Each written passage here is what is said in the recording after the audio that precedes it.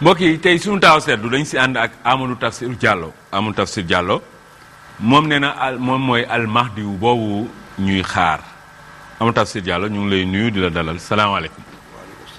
mi ngi ànd ak doomam Mouhamed Diallo moom moo koy firil ci moom pël lay wax yow nga firi ci wolof Mouhamed yow tam ñu ngi lay nuyu. Amadou Tafsir Diallo yow nga ni yow yaay al mahdi yu. incha allah. yow yaay al mahdi yu loolu foo ko teg. paw mi ne xeewi. mu ne fi nga ko teg bëri na. comme fan. sallama wi awsaaful mahdi yu. awsaaful mahdi yu. mu ne awsaaxul mahdi yu. maanaam sifaaji mahdi yu. mu ne maanaam ay. mandargaaw mahdi ay melokaanam. maanaam kasillahiyati. axaala de pulaar tan mi jàpp. tekkiɗɗo waare. mu ne ku dëgër sikkim lay doon. ak naɗan ko cuutiiɗo hinere. mu ne ku bakkanam jóg tuuti lay doon. leerɗo yeeso. mu ne ku leer kanam lay doon. mbaadi ndi ko mbaadi arabe yanke. mu ne jëmm ji jëmm arab la. gaamata israil maanaa ko njool. maanaam njool lay day nekk ku njool waaye ci digg bi lay yem maanaam du njool ba mu ëpp waaye du gàtt ba mu ëpp. loolu mooy awsaaful mahdi yu. loolu mooy mandarga yi. loolu mooy mandarga yooyu mi ngi si yow. seetal sikkim bi bokkul sa sikkim. déedéet. waaw xool ko waaye yow ndoo arab. non def na la day nduróog arab déglu wax bi. xam nga fan mais moom nduróowul ak arab moom pël Fuuta lay nduró. non def na seese baaba wat ma ne la bu ne la day nduróog arab bu doon arab la kon du ne la day nduróog kon danaan la arab lay doon rek bu demee ba ne la day nduróog arab du arab mais day nduróog arab mais day jëmm arab lay yor. waa léegi mandarga yooyu ndax dafa nekk si alxuraan. si fan la nekk si alxuraan est-ce que mun nga ñu jox ay aaya alxuraan yuy wax. o wii ko mashaariq al-ardi wa maghaaribiha allati baaraknaa fiihaa. allah subhanahu wa taala adi lelnude goonga o ko funnaange sakkitori hirnaange wiimo noon. mu ne yàlla nee na mu ngi njëkk a taxawal dëgg penku mu ngi ko mujjalee saw. aarifiina billahi min annama nawwara llaahu basiiratahu wa adarahu alaa baali asraarikum wa liya'lama annahu laa yakunu min ardil hijaaz kala aari yimɓe allah wi kala mo allah nuuriɗini jeeɗe mum ƴelliti ɓernde muɗum e mbirniiɗe ene foti anndude cakkitiiɗo arde feeñata hara mayne. mu ne aarifiina billahi wax nañ ci lu leer képp ku yàlla leeral say bët yëkkati sa xol ci ay gis-gis di nga xam ne cakkitiiɗo arde ki mujjee ñëw du Makka lay feeñ. du Makka lay feeñ. fii lay feeñ Sénégal. waaw déglu ko rek hirnaange tan hirnaange. buñ ne la saw kay saw mooy fan. so mooy ouest de comme Sénégal ouest la nekk. yaa ko wax. léegi yow aaya alxuraan boobu nga wax.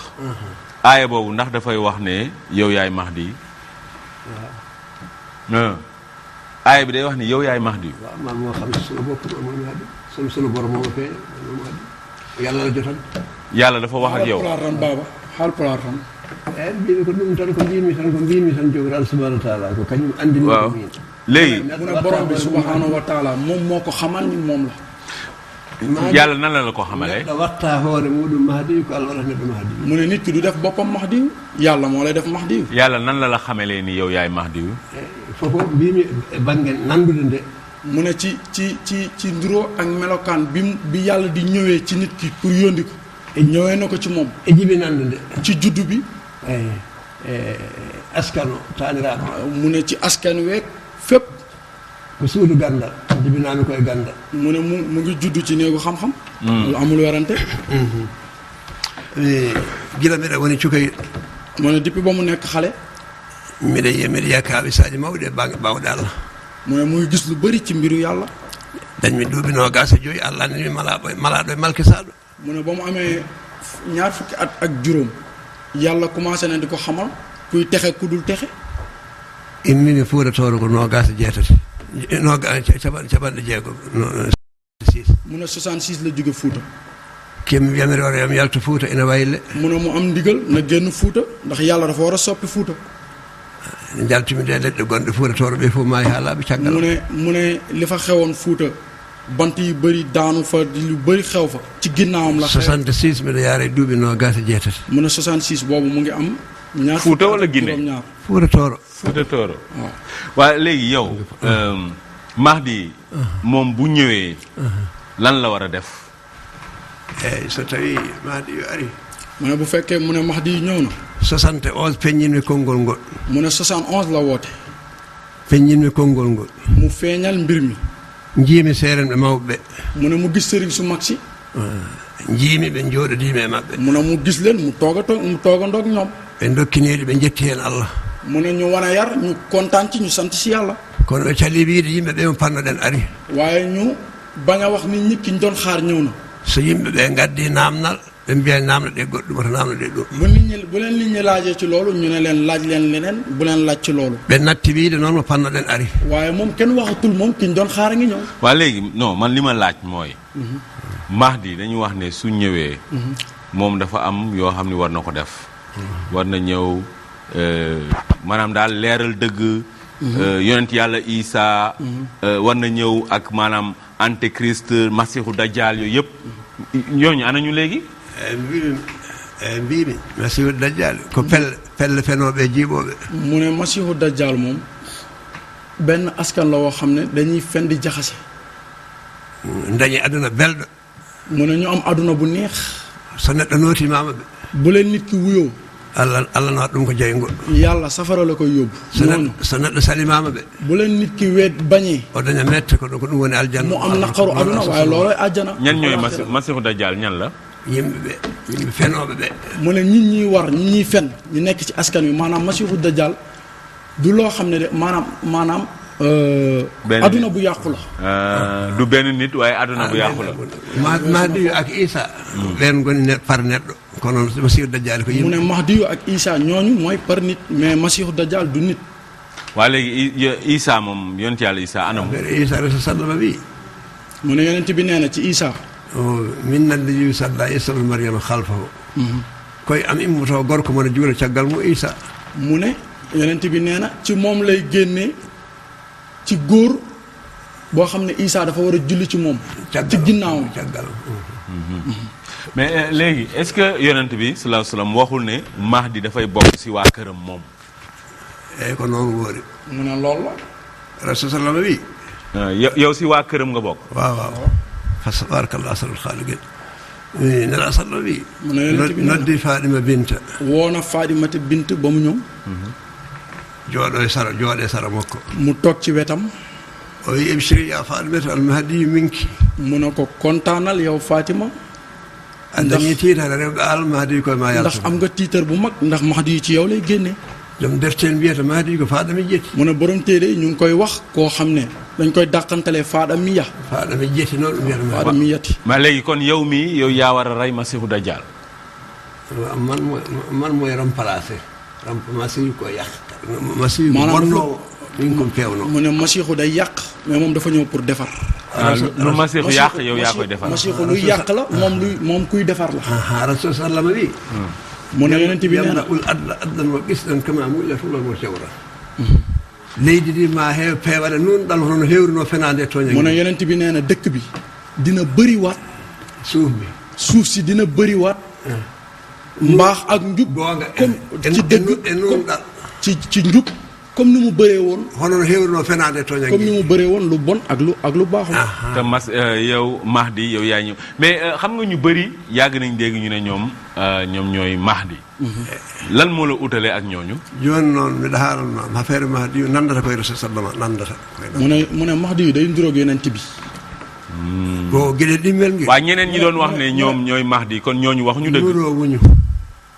mais Mahdi yu bëri mënul am nuroowuñu benn Mahdi moo am yow su fekkee da nga ni yow Mahdi nga kon ñeneen ñi doon wax Mahdi la ñëpp ñoom waxuñu dëgg waxuñu dëgg yow rek yaa wax dëgg hein yow rek yaa wax dëgg déggoo li mu la wax seede na ko yàlla la ko jox seede déggoo li mu la wax de non dégg naa lu mu wax mooy ñeneen ñëpp waxuñu dëgg loolu la wax dégg naa yow waaw non loolu la wax waaw dégg naa loolu non dëgg la léegi ɓaleejo rasul sallama ɓaleejo nandaneene laaɗo ɓaleejo mu ne ku ñuul kooku nduroowul ak yonent bi jom ɓanndu nandaneene laaɗo mu ne borom yaram nduroowul ak yonent bi gaɓɓel nandaneene laaɗo mu ne ku gàtt ëpp nduroowul ak yonent bi Mahdi nandata koye nelaaɗo mu ne Mahdi nag day nduroog yonent bi waa léegi fii ci Yoff Layeen nañ Seydina Issa moom génn na foofu kooku yow yéen ñaar ban jokkalante ngeen am mbimi jotodiraani ɓeeɗo ko ɓaleeɓe ko ɓottinɓe mu ne jotantewul nduroowul sax bokkul waaw ɓaleeɓe ko ɓottinɓe mu ne dañoo ñuul ba pare dañoo am yaram nandaano e nelaaɗo mu ne nduroowuñ ak yeneen tibi waaw waa léegi kon ñi wax ñëpp ne que ñoom ay Mahdi lañ wala Seydina Isa génn foofu yooyu yëpp amul yow sa bos bi rek moom moo am inchallah ko ɗum kay koko laaɓata bon mu ne loolu luy set la luy leer la koko laaɓata loolu luy leer la luy set hay gooto yeddaanimi kala jogiiɗo gandal wiyaanima haalani gonga mu ne kenn weddiwu ko kenn ñëwul ci moom ne ko du yow est-ce que yow am nga ay kéemaan yoo def wala ay firnde yu wane ni yow yaay Mahdi tabarakallah sala wiima kiimaan fuɗɗi koye yaɓɓude felmu e sunna mu ne kéemaan mu ngi commencé teg sa tànk ci sunna te doo ko teggi loolu ñi koy def bëri na nag yow tamit waaye fa la commencé la wax waa léegi yow yan kéemaan nga ñu mën a wan yuy firndeel ne yow yaay Mahdi nekk ci degga teg tànkam ci sunna kooku bon léegi nga ni boobu benn kéemaan la est-ce que am na xam nga loolu tamit wax la xam nga loolu tamit wax la léegi ñun lan nga ñu mën a wan lu leer muy firnde ne yow yaay Mahdi wi mo rasul sallam wi mu ne yonent bi nee na Mahdi yu nandi ko e muɗum Mahdi yu dafay ndróog moom usbiyaatu sallam nandata moo ko taggo mu ne day ndróog moom ci mbind rasul sallam nde addante qur'an nde jangginaa ko bindol mu ne yonent bi bañ koy andil alxuraan jàngaluñ ko mbind poɗɗo wonde Mahdi yu o ne ko ulumindati ni jeeti ko gandal immori ngale Allah faade mum mu ne ki war a nekk Mahdi yu war xam-xam bi muy yore ci yàlla lay jóge ñëw ci moom gande ɗe fof seyɗaani reenini faddima bonni haɗi mu ne xam-xam yi ngay gis yëpp seytaane këru na ko mu ngi ciy teree dox nit ñi ñu war a waaw mais moom joxuñu benn firnde tamit ne que moom mooy Mahdi parce que li mu wax ne taxaw si dëgg ak taxaw si sunna loolu tey millions yi doomu aadama mun nañ ko wax mais moom ban firnde lan la ñu mën a jox ne moom mooy Mahdi waaw xam nga joxuñu ko millions yi doomu aadama mën nañ tegu ci dëgg te duñ la wax na ñooy Mahdi waaw mais dafa tegu ci dëgg en plus mu ne la mooy Mahdi mais am na ñeneen ñu waxoon loolu laa ko mais déggoo li ma la wax mu ne ñooñu ñëpp waxuñu dëgg waaw ɓen mbayani o mbimi ni mu ne li mu wax ci yonent bi nee na ñooñu noonu lañ war a mel waxul loolu a jallal jabati lawnu arabiyun gamata israil ɗawi miro wuñude ken waxul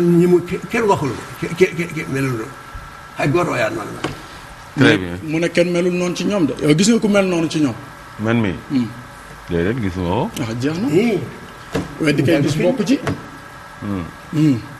loolu firnde waaw mais moom tamit joxuñu firnde loolu laa wax waaw ban firnde nga bëgg mu jox la mu jox ñu loo xam ni kéemaan boo xam day wane ni xam nga Mahdi waaw du nit bu ordinaire waaw nit bu extraordinaire la waaw léegi moom lan la ñu mën a wan lu extraordinaire luy wane ni moom mooy Mahdi ba léegi wanuñu dara mais yow ban xeetu wan nga bëgg a wax xam nga non wan mooy moom maanaam mu wax ñu kéemaan wala mu wan ñu kéemaan xam nga tey waaw doomu aadama yi mën a taxaw ne man maa ngi taxaw si dëgg ak si sunna ñooñu bëri nañu ñi wax tamit ne ñi ngi taxaw si sunna ba pare ne ñooy Mahdi tamit bëri nañ si àdduna bi àdduna di sosu ba léegi l'islam boobu ba léegi am nañu naan ñoom ñooy Mahdi 71 ak léegi ñaata la 71 ak léegi moom mooy 43 ans 43 ans ba tey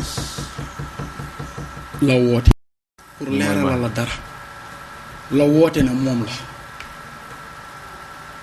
xam nga loolu du tey te yàlla mës nga gis ku woote yonent bi ne woote ne yàllaa ko yónni bokk dund at yu doy noonu xam nga boo deewee dee nga mais dama war a ñëwaat pour nekk Mahdi yu non dafa toog ne la mooy Mahdi 71 ba tey 71 ba tey am na sëriñ su bëri su fi jaar sëriñ soosu yow wax nga leen yow yaay Mahdi ñoom sëriñ alaaji Abdou Si alaaji Abdou Aziz Si ñoom sëñ Saaliw ñooñ yow wax nga leen yow yaay Mahdi dégg la ko mu ñëw wiimo nee na la mu ne komi tijjaan ko ɗariga tijjaan mbiridan mu ne tarixa tijjaan lay wér waaw yow tijjaan nga ɗariga tijjaan reeni ko heewi mu ne tarixa tijjaan day moytu lu bëri ceerno Saïdou Nourou mu ne Ceerno Seydou Nourou min jiiniri laaɓe ɗiɗi gisante na ñaari yoon alaaji Ibrahima Niass mu ne Alaaji Ibrahima Niass. mi ne lee mu wi ɓornima paɗe mum wawa fadde mi. mu ne yóndee na ci moom kooku na ko damaa sol sama dàll munuma laa xaar. Alaaji Mamadou Seydou mi yeehi Madina Gounass mi joddima. mu ne Alaaji Mamadou Seydou Madina Gounass. dem na ci moom toog naa ak moom ñetti yoon. mi yeehi Serigne Abdou Tiwaawan mi tawani ɗum ɗo. mu ne dem na ba Serigne Abdou Tiwaawan waaye fekk ko fa. mi yeehi Ceerno Muntaga mi tawani ɗum ɗo. mu ne dem na ci Ceerno Muntaga fekk ko fa. komi jinggowo noon jinmi ko laawa Tijaan nde wonde janngama e defte Mahdi ko Tijaan en ko wonata. mu ne Tijaan la kurus Tijaan la yor. yow Tijaan nga ci téere yi. Mahdi ko Tijaan la war a nekk. Mahdi Tijaan la war a nekk. waaw wonde kaciri ɓaawata Saykou Ba a yeneen teere a yeneen a yeneen. sono borom moo digal Seydi Cheikh Tidiane am na Mahdi. est-ce que si alxuraan dañu wax ni Mahdi Tijaan lay nekk. ci alxuraan dañu wax ni Mahdi Tijaan lay nekk. dafa léegi nag léegi ko njiiɗaa ko. jomiraɗo subahanahu wa taala. en heewi kaalisaaji. mu ne yàlla dafa bëri ay kéemaan. o wiya mbi huwadde arsala rasulahu bilhuda wa diinil haqqi liyudhhirahu ala diini kullihi walaw kariha al-mushrikuun ɗum ko affaire Mahdi. mu ne huwa allazi arsala rasulahu bilhuda wa diinil haqqi liyudhhirahu ala diini kullihi. loolu mooy yónni yonent bi. waaw. dafa ndànk. waaw xam nga ci yonent bi la wàccoon. est-ce que si alxuraan man sama laaj tontu wu si ba léegi. est-ce que si alxuraan. dañ si wax ne. Mahdi Tijaan lay nekk. est-ce que ci alxuraan am na Tijaan. mun na tontu. waaw d'accord. si alxuraan yow nga ni Mahdi Tijaan la war a nekk est-ce que si alxuraan dañu wax ni Mahdi Tijaan lay nekk. mbimi ɗurugaji ɗi jeyda wona e nassa qur'ana ngoni koko joofa. mu ne tarixa yi. du si nassa alxuraan la nekk. kanji fof noɗi jiidori mu ne yi tarixa bu mu. affaire waliyaɓe ina serte affaire annabaɓe. mais léegi su fekkee tamit alxuraan waxu ko tamit. xaaral ma matala li mu wax. mu ne minum waliw bokkul ak mbirum yonent. annabaɓe e waliyaɓe mu ne yonent yi ak waliw yi bokkul. waa léegi est-ce que si alxuraan non man tamit dama bëgg rek mu tontu. non d'accord xam naa li nga wax. waaw wala déet est-ce que si alxuraan. daf si nekk aaya. si benn saar ne Mahdi bi Tijaan lay nekk. comme li ma la wax. mais amul benn aaya bu loolu. bii ko tan. mu ne lim la wax li. bon kon loolu du si tontu mais léegi yow ban message nga am lan nga bëgg ñu dégg si sa wax. lan ngay jeexalee. oyi jooni holko kaalanta yimɓe tan hay soko seeɗa pour waynaade. min yimɓe ɓe. mu ne nit ñi. addi me télé he. mu ne li ko andi ci télé bi. ko konngol makko e nelal makko. mu ne sa kaddu la ak sa yondin. haalde ko kaalanmi yottaaki télé ko mbiɗa ara mi haala ɗum e télé. mu ne am na lu muy wax te eggul ci télé. ko kaalan ko waxee na ñëw wax ko ci télé. ko kaalanmi wonaade ko ɗum woni ko ngaddumi e télé de. mu ne li muy wax feneen di ko wax ak fu mu mënti toll loolu mooy li mu andi ci télé bi. so tawii noon won koo faamaani heen min ɗacca ɗon min ɗacca juuɗe Allah. mu ne bu fekkee nag li ñuy wax dafa am lu ci lëndam sa bopp ñu bàyyi ko noonu bàyyi ko ci loxoy yàlla. Allah Allah famminta ko neɗɗo waawa famminde hoore mum. nit mënul xamal boppam yàlla moo lay xamal. o man yudlil falaa haadiya lahu ko Allah famminta neɗɗo waawa famminde hoore mum. mu ne yàlla mooy kii xamal doomu aadama. yow doomam nga. man taalibeem laa. yow taalibeem yow jàng nga alxuraan. tabaarakallah sabul xaaliqiin. lu tax nga laaj ma lool. pour xam. pour xam. non jàngoo. man ci. taalibe day jàng nag. man da nga ne taalibe bare na jàng. taalibe war jàng. lan mooy tax nga nekk taalibe. di jàng. jàng kon yaa ne ma taalibe. yaa ngi jàng. tabaarakallah sabul xaaliqiin. fan yow foo yem si alxuraan. est-ce que wàcceeg mokkal nga alxuraan yow. dafa jeexal yow non. dafa jeexal yëpp fa tabaarakallah sabul xaaliqiin. yow mokkaloo alxuraan. waaw da nga war a jàng nag. comme ça nga gën a dal sil moo xaar. defal jeexal na yëpp fa tabaarakallah sabul xaaliqiin. da nga war a jàng sil la xaar. waaw mais dafa war a jàng moom comme sa taalibe la dafa war a jàng maanaam pour moom tam am xam-xam. parce que amul xam-xam. moom amul xam-xam parce que yow li ngay wax si alxuraan moom mënu ko firi moom mun na firi pulaar bi mais mënul firi alxuraan bi. alxuraan ñu ngi lay gërëm yow Amadou Tafsir Diallo ak Mouhamadou Diallo. jërëjëf. aywa jërëjëf. ñu bàyyi leen amiin sa laaj am na yar. am na. alhamdulilah tabaarakallah sanul xaaliqiin. alhamdulilah am nga xel. macha allah. yaa ngi yaatal sa yaa ngi bëggal sa xalaat tabaarakallah. alhamdulilah maa ngi lay ñaanal. alhamdulilah. yàlla dolli jàmm. amiin yàlla la may na yër. nga ñaanal ñu suñu réew mi suqaliku Sénégal suqaliku. waaw maa ngi bëggoon tan leeral la daal. tere nga ci nekk ci Sénégal. ak barke mu nekk ci Sénégal ak xeewal ci nekk ci Sénégal yëpp affaire Abdou Mahdi. macha allah yëpp affaire Abdou Mahdi. macha allah. mooy sow dant.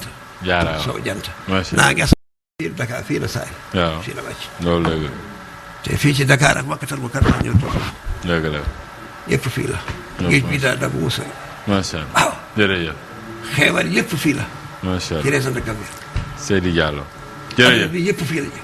macha allah amul benn sikki sakk. macha allah. yàlla war na ma lu bëri fa tabaarkalla. sanu xaadi ngeen. yàlla war na ni Sénégal na bu suqali. ñu xamantee nag fa tabaarkalla dara am njëriñ. macha allah. dañoo war nañu ci sant. incha allah incha allah soobee yàlla. ñu bàyyi leen léegi ak seen. ah xanaa man duma tàggoo. yow tàggool. waaw li ñuy tàggoo mooy. ñëw nañ fi waaw pour kilifa gi wax. ah kilifa gi bu waxee yow waroo waxaat nag. waaw kilifa lii gi moom du teggin moom. waaw xam nga lu tax ma waxaat. yow da ngay ñëw rek pour firi. ci ndigalam la. non yow da ngay firi. xam nga yow nee nga ma man naa dem jàngiwaat. xamaloo ma dara. non waxuma na nga dem jàngiwaat. dama ni nga dem xóotal njàng voilà. waaw kay xam nga man xamoom. waaw mais leer na ni mun nga. firi pulaar mais munoo firi alxuraan. loolu tax man la nga dem jàngi. firi alxuraan kooku yow mënoo ko xam ci man. ah mais leer na bu waxee aaya alxuraan bu mu fi wax firi woo ko. pulaar bi moom firi nga ko mais alxuraan ji moom firi woo ko. waaw bu waxee moom alxuraan bu waxee alxuraan lan laay firi du alxuraan bi mu wax laay firi. non attends bu waxee alxuraan. pulaar nga doon firi jaarale ko ci pulaar déglu rek jaarale ko ci pulaar. bi mu waxee aaya yi si arab laa wax boobu moom munoo si dara. mais bi mu waxee pulaar moom bul ne arab kàllaama la. waaw mais bi mu waxee aaya yi si arab waaw alxuraan dañ koy wax si arab ci arab lañ koy wax. waaw ci arab lañ ko wàccee. war nga jàngi moom jàll ñu bàyyi leen léegi ak seen vidéo du jour.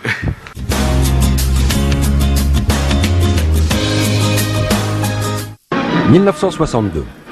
Le Sénégal, depuis 2 ans, construit son indépendance, obtenue de la France le 4 avril 1960. 3 hommes incarnent la nouvelle nation. Léopold Sédar Senghor, président de la République, Mamadou Dia, président du Conseil, et Valdiodio Ndiaye, ministre de l'Intérieur et de la Défense. En fait, Léopold Sédar Senghor dispose d'un pouvoir très limité. L'homme fort, c'est Mamadou Dia, avec à ses côtés Valdiodio Ndiaye, en charge de la cohésion nationale.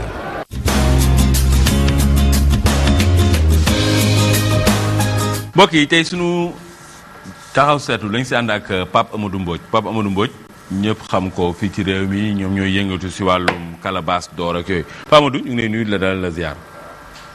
maa lay nuyu. ren calebasse d'or si lay am ñaata at. non calebasse de l'excellence awards. calebasse de l'excellence awards. ren nañuy defee suñu 3e édition. boobu bokkul ak calebasse d'or. non. lan moo leen utale.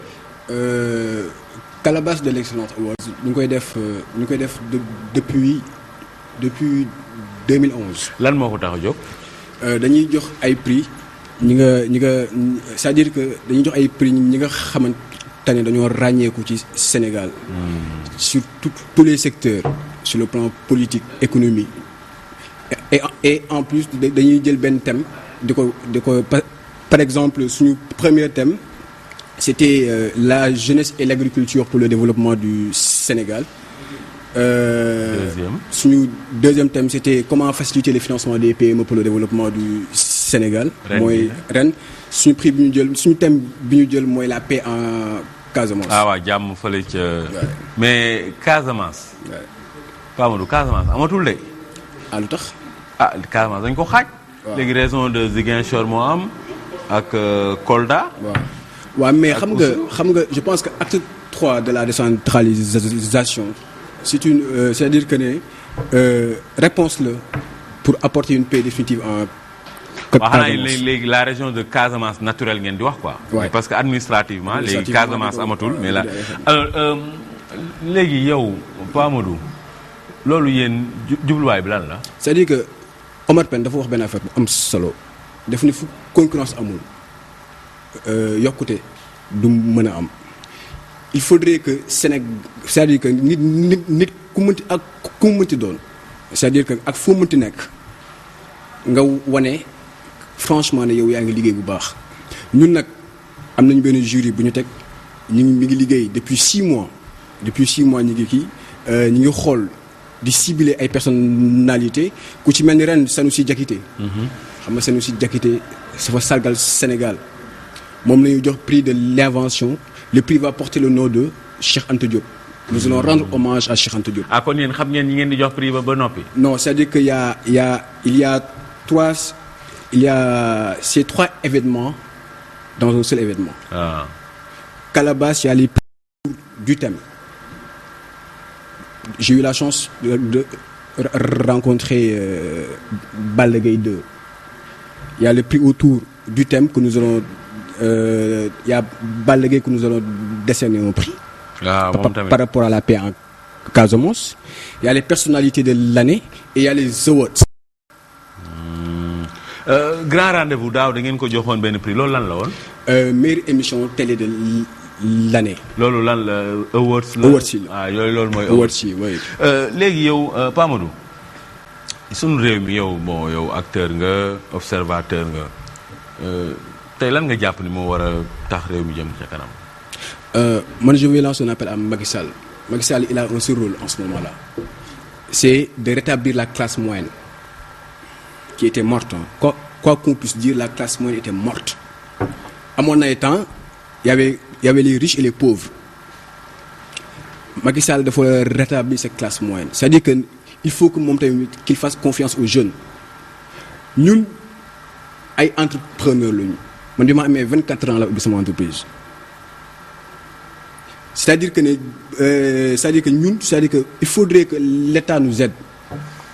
Il faut que nous d'appeler la jeunesse parce que nous devons développer réew mi. Mais est-ce que yéen mënuñu xalaat tamit en termes de ñun lan lañu war a def loo xam ne ñun état bi duñ ko xaar ci dara. waaw mais c'est ça man je pense que c'est-à-dire qu'en 2007 je parlais de l'auto-emploi.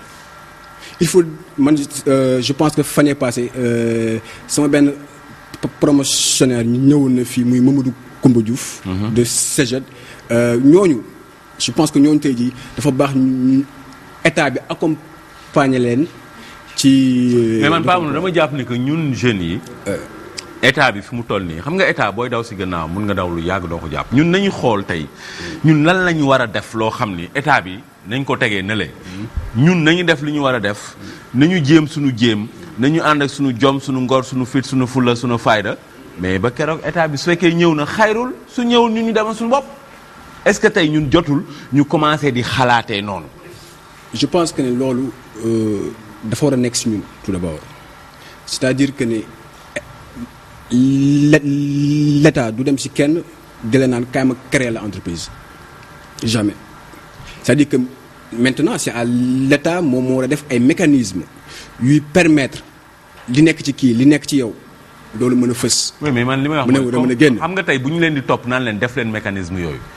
man li may bañ rek mooy benn jeune toog di xaar état ba màgget. perdre beaucoup d'années de sa vie. parce que yow xam nga si dara am na ñoo xam ni 54 ans ñu ngi xaar ndox. wallaahi amaguñ ko ba léegi. wallaahi te ñu ngi xaar état. dëgg la tu vois am na ñoo xam ni màgget nañ juddu nañ fi màgget nañ fi ba dee nañ ñi ngi xaar état ba léegi man loolu laay bañ. perte temps boobu ñun nañ commencé di réfléchir en terme de ñun lan la ñuy def nàccal ko suñu xel yi xam nga loolu laa toujours Pa Amadou xel koom la. bu ñu jëfandikoo suñu xel rek jël état tegee ne le boo leen ñëwee baax na ñun boo leen ñëw ñun dañuy dund. parce que dañu bëgg dund dafa am benn affaire li gars yi di réeré mais l'œuvre de Cheikh Anta Diop mais loolu rek politique de développement bu baax la. bien sûr mais loolu dañ ko jël denc. mais bien sûr. et c'est ça qui est c'est-à-dire que tey jii ñun par exemple tey jii ñun. man je me dis que l'œuvre de Cheikh Anta Diop dañ ko war a génneewaat. mais bien sûr. parce que suñu yoonu yokkute. moo ko mën a il paraît yokkuteef la ñu war a wax pas yokkute mooy yokk njëkk yi. mais yokkuteef nag mooy suqaliku mais Pa Amadou. man li nga wax loolu dama si ànd 1000% mooy Cheikh Anta xalaatkat la boo xam ne kenn du laam-laamee xel bu neex bu ko yàlla mayoon beneen kenn du laam-laamee bugg bi mu buggoon réewam ak askanam pour mu jëm kanam mu xalaat si teg bind mais Pa Amadou du Cheikh Anta rek. bari na tey bindu Xaadimu Rasuul Sëriñ Tuubaa. bindu Cheikh Sidi Hadj Malick bindu Cheikh Ahmed Dem Serigne Sambay mais tey ñun sunu ñi ëpp valeur si ñun faale wuñ leen si suñu système éducatif donc tey man dama foog ni assises yi ñu war a def ne dañuy toog xalaatalaat njàng mi li si war a ëpp solo bokk na si sunuy xalaatkat sunuy xam-xam ñu jël leen boole leen si biir système bi. c'est important lu ko may du dem de. ban message ngay jeexale Pa Amadou. waaw man je pense que ne su ma bëgg li may kiiwee mooy c'est-à-dire que ne damay sant yàlla d'abord di remercier Mariam Ndiaye kooku Mariam Ndiaye directrice générale 2S kooku sama yaay la maa ngi koy remercier bu baax. di remercier ñëpp di leen naan nag incha allah rabbi dañuy fas yéene def la 3e édition des Calabasas de l'excellence awards le 17 mai au théâtre national Daniel Sorano ñu ngi invité ñëpp. Sénégal ca kanam est nominé. par rapport meilleure émission de l'année. incha allah rabbi dañ la andil parce que ñu ngi lay suivre. ñu ngi suivre sa équipe et que bëri na yenn émission yu ñu nominé li may tëjee ñaari affaire la rek. pour mën a kii c'est-à-dire que dama bëgg lancer un appel à Alioune Petit Mbaye je connais pas Alioune Petit Mbaye mosuma ko nuyu xaw ma ko. bi nekk France. Alioune Petit Mbaye dafa war a ñibbi ci Sénégal. ana ñëw. waaw c'est-à-dire que ne dafa war a ñëw moo tax ma ko lancer appel bi.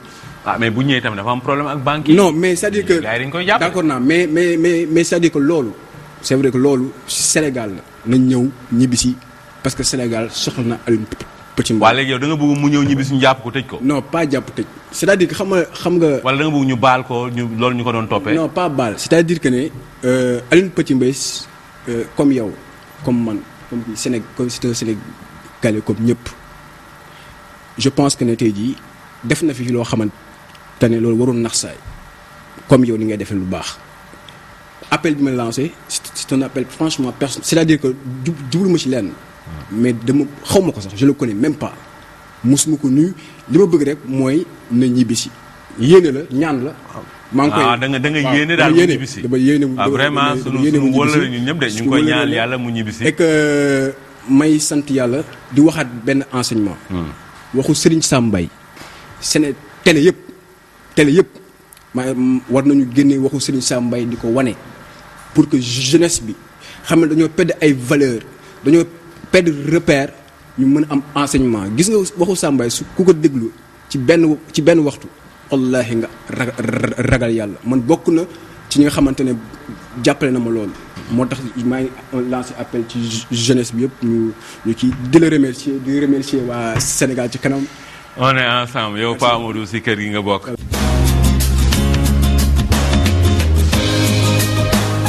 mbokk yi tey suñu taw seetlu dañ si ànd ak Souleymane Fall Coulibaly moom mi ngi bokk si kuréel googu ay étudiants lañ ne fii ci université bu Ndakaaru am lu ñu amal lu tudd kaay débattre dinañ ko leeral Souleymane ñu ngi lay nuyu la dalal la ziar. ñu ngi lay fay bu baax yow looy jàng université. économie laa jàng. faculté des sciences économie et de gestion maa ngi def naa master 2 ba pare. yaa ngi liggéey. entrepreneur là pour le moment donc on peut dire que ni comme li nga doon wax tout à l'heure rek waruñu xaar état bi donc ñun pour ne pas que ni à chaque fois ñu toog di xaar état bi wala ñuy dem di déposer CV partout du tànqal nit ñi ñun dañoo bëgg a concentré wu créer suñu propre projet développer ko. pour sa projet bi ngay liggéey lan la. projet bi mu ngi tudd Kaay Débattre.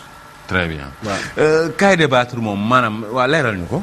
Kaay Débattre benn kuréel bu nga xamante ne mu ngi tudd initiative et innovation jeune 2IJ moom moo ko ëmb kuréel boobu nag mu ngi ëmb ay étudiants yu nekk université Cheikh Anta Diop de Dakar am na yeneen aussi ñu ci bokk ñu nekk dans les écoles de formation li ko ëmb mooy lan dañu toog ñu xalaat depuis 2010 que ni ñun ay étudiants lañ waaye waruñu def à chaque fois di topp ci entreprise yi walla ci état di xaar pour ñu defal ñu dara donc dañuy concentré wu def benn kuréel tuddee ko initiative et innovation jeune depuis 2010 ba léegi nag ñu ngi ci di def ay événements di def ay projets yu nga xamante ni c'est capital mais suñu projet bi ñu am bi ci gën a capital mooy Kaay Débattre Kaay Débattre mooy benn compétition la maanaam jongante bu nga xamante ni ci université publique yi la ñu tànn pour di ko def dans un premier temps parce que dañu seetlu ni université publique yi dañu am problème benn cadre bu nga xamante ni dafay favoriser échange intellectuel bu nekk ci biir ba tax na étudiant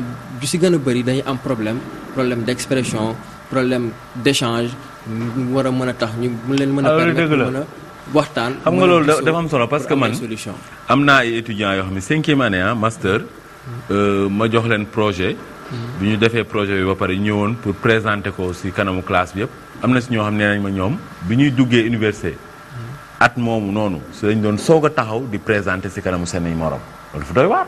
doy na waar trop du yoon. moo tax seen projet bi am solo parce que tàggat étudiants yi tàmmal leen miinal leen.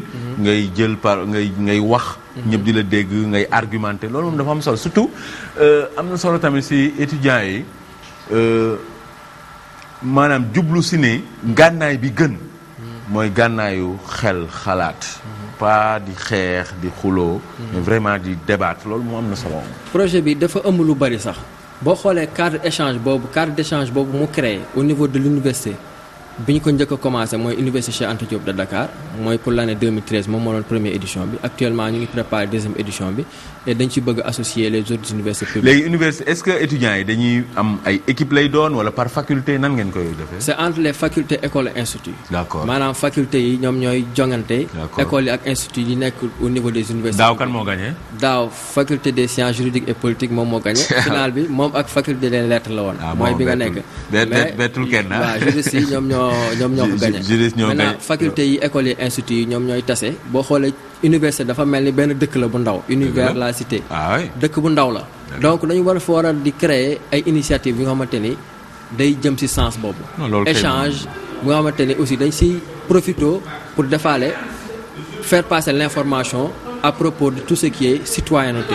loolu moom am na solo. léegi Souleymane ren vu que importance bi mu am ak résultats yi mu am année passée dañu bëggoon évoluer dem ci lu ñu naan programme bi tudd programme d'accompagnement citoyen des étudiants du Sénégal le PACES. ci loolu lañu bëgg ëmb kaay débat nekk ci biir mu nekk benn partie du programme. partie beneen bi ci tepp mooy lan ñu xool étudiants yi nga xamante ni am nañ benn niveau ñu jéem leen utal des emplois temporaires wala des stages au niveau des structures des entreprises. beneen étape bi mooy formation et renforcement de capacité ñu defal leen ko assister leen ba ñu mën a def des chantiers au niveau local. parce que le développement pour mu mën a am day jóge ci local dem ba national dem international. mais loolu am na solo mais am na benn mu leen bëgg dénk étudiants yi nga xam ni dañuy jógee ci biir réew mi ay Kaolack ay Kolda ay Ziguinchor ay Thiès ay ñu am xalaatu. ñu tàggat leen ci bu ñu paree jàng ñu dellusiwaat seen gox parce que am nañ xam-xam boo xam ne tey mun nañ dem jëriñ seen gox xool yan projet lañ fay commencer taxawal ba pare pour ne man sama projet bii balaa muy meññ fii fukki at. xam nga léeg-léeg ñun dañu bëgg léegi rek ñu commencer ñu jox ñu loo xam ne dañuy sol ay veste ay cravate am ay oto. mais parewuñu pour léeg-léeg xaar benn mbir pour mu ñor ñu ji ko tey. di ko taataan di ko saytu. di ko toppatoo ba nga xam ni fii léegi fukki at si nga koy jëriñoo. foofu daal loolu culture la. waaw mais foofu bëgg naa ngeen bay sa seen waa. à partir de la première année même sax lycée la war a jóge mais première année boo duggee ñu lay defal ay formation renforcement de capacité sur l'esprit d'ouverture de créativité l'esprit entrepreneurial. mais loolu yëngu leen si nag yéen tamit. loolu si la ñuy yëngu si la ñuy bay suñu waar parce que xam nga système bi amu ko fi mu toll nii. si la ñuy bay suñu waar moo tax. projet bi ci boppam dafa am des séminaires de renforcement de capacité yu ci am. sur l'art oratoire le leadership développement personnel. te mi ngi dooree première année. waaw étudiants yëpp ku ci bëgg. waaw day dooree première année ku bëgg mën nga ñëw participer. ñu former la est-ce que fi mu doon nii message bi jàll na étudiants yëpp xam nañ ni loolu am na. première édition bi amoon na benn réussite bu capital au niveau de l'université Cheikh Anta Diop de Dakar. heureusement ba autorités yi fa nekk.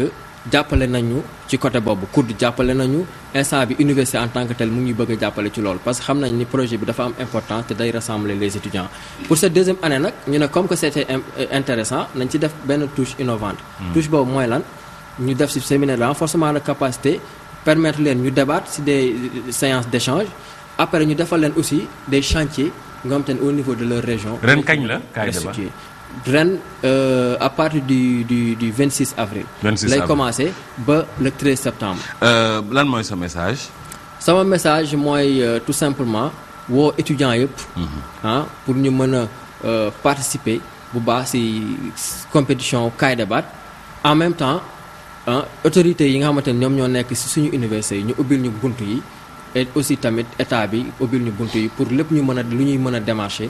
mu mën ñu ko ñu mën def leen état bi moom bàyyi yéen vraiment état bi yow sànq dégg naa la nga ne état bi dañ ko war nañ ko bàyyi mais ñun bu ñu demee di entreprendre l'état est là pour lan pour encadrer Souleymane loolu principe bi la li ngay wax nii. mais état daf la war a faciliter. c'est-à-dire li ngay wax bëgg a nii def. kenn du ko weddi. état daf la war a faciliter. ma ne li ngay wax kenn du ko weddi ñun jël nañ initiative jël nañ innovation bëgg a def quelque chose. Souleymane li ngay mais wax état daf ñu bëgg war a accompagner si loolu. encore une fois li ngay wax. kenn waru ko weddi. ni que état bi loolu daf ko war a def. dafa war a accompagner dafa war a jàppandal et cetera. mais léeg-léeg yow xam nga si dara état bi da ngay daw si gannaawam ba sonn doo ko jàpp te sa mbir mi buy waaj a ñëw 26 avril. boo toogee di xaar état ñëwul xam nga mbir mi day passé nga perte. donc loolu tax ma ni ñun tey dañu war a toll niveau boo xam ne dañ naan ñun nañ xool rek lan lañ mën a def.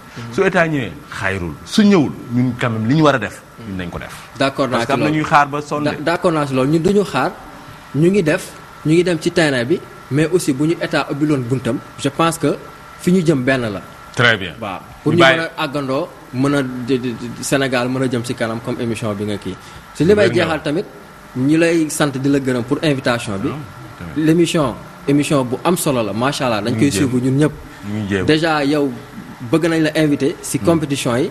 pourquoi pas nga nekk ci membre du jury bi sax. non man dama war a ñëw compétir lu tax ñun profit doo leen ñu defal équipe ñun tam ñu compétir. ah mais bien sûr. loolu idée la de. leen ñu équipe ma ñëw ñoom Ismaïla Madior. ñoom professeur SNT Seydou Nourou Tall ñu ñëw ñun tam joŋante. ata kay dañ ko sumb léegi kay. aywa incha allah.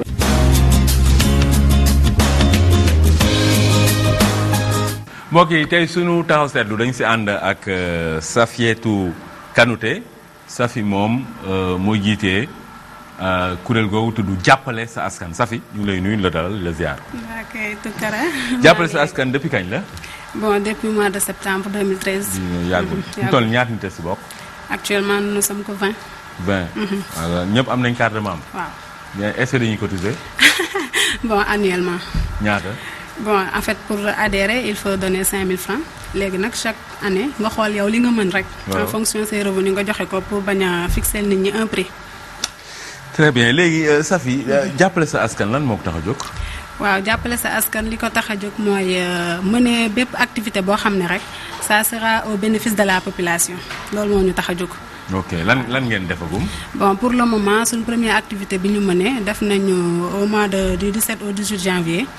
19 du moins defoon nañu dépistage cancer du col de l'utérus et du sein avec le professeur Abdoul Aziz Kassé. loolu la professeur léegi yéen. lan moo leen tax lan moo leen yóbbu si ngeen di yëngu si wàllu cancer. waaw bon man personnellement je suis sage-femme. professeur Kassé tàggat ma ci naka la ñuy dépister ak naka la ñuy traiter les lésions précancéreuses ma gis aussi maladie bi ampleur bi mu am. nit ku nekk nag fi nga dëkk nga am. dëgg la voilà donc man ko lii daal faaw ma aw ci sama côté population pour ñu jéem leen defal dépistage et xool moom si boppam moo ne ma nag il faut un centre. parce que moo gën. waaw léegi centre bi projet la. pour ngeen projet la voilà projet bi moo nekk nii. donc nag bind nañ ko ba pare ñoo ngi ut ay partenaires.